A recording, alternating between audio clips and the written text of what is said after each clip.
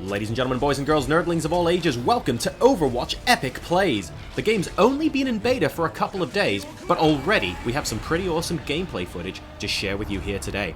Our first clip comes courtesy of Pharah, patrolling the skies in her combat suit. You know you mean business when your primary weapon is a rocket launcher. Here we see Winston spawning on Hanamura, an absolutely beautiful map, but he's got no time to admire the scenery right now because he's being chased by a couple of enemies, and the main damage dealer here is Pharah, who almost kills him as he runs for cover into this building. He tries to pursue Pharah outside, but she's a bit too quick for him and completely pins him down here. You can see Winston is being forced to use his barrier to get away, but he has to engage because he needs to go back and help his teammates. He can't be singled out of the fight. Unfortunately for him, he's not able to do that on this occasion. Pharah using the area of effect on those rocket launch shots to absolutely devastating consequences for Winston there. But wait, take a look at this. Moving up the stairs, going down to 9 hit points and then to 1 in order to make the kill. Our next clip features melee juggernaut Reinhardt here on Watchpoint Gibraltar with a play of the game, charging towards a heavily fortified enemy position and completely ripping their defenses apart, allowing him to attack and stop the payload here. Let's take a closer look at what happened. He turns the corner, spots the shield from the opposing team, immediately charges through and unleashes his ultimate ability, Earth Shatter, in order to stun everyone on the opposing team. All his teammates have to do is call in the cleanup crew.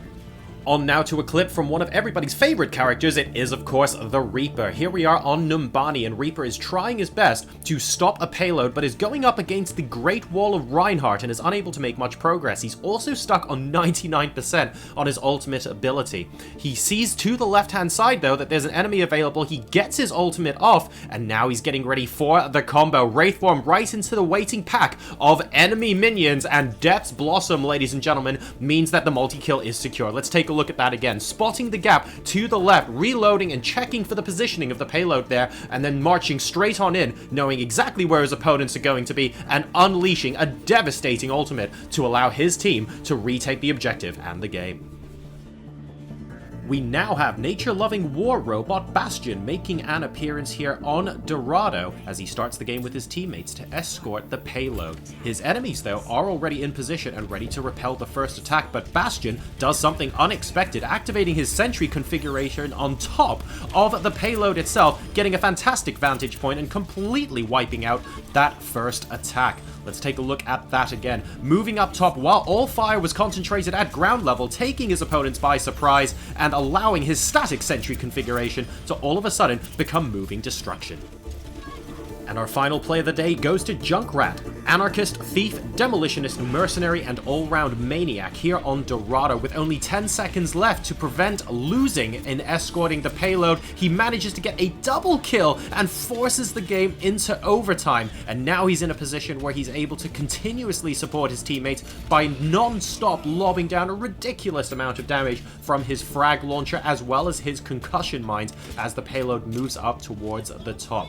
The game isn't over yet, though, as his opponents respawn and attempt to recapture the objective with seconds remaining, but the additional damage that Junkrat is able to provide allows his teammates to get in behind the payload and buy the few precious seconds necessary to complete an epic overtime win.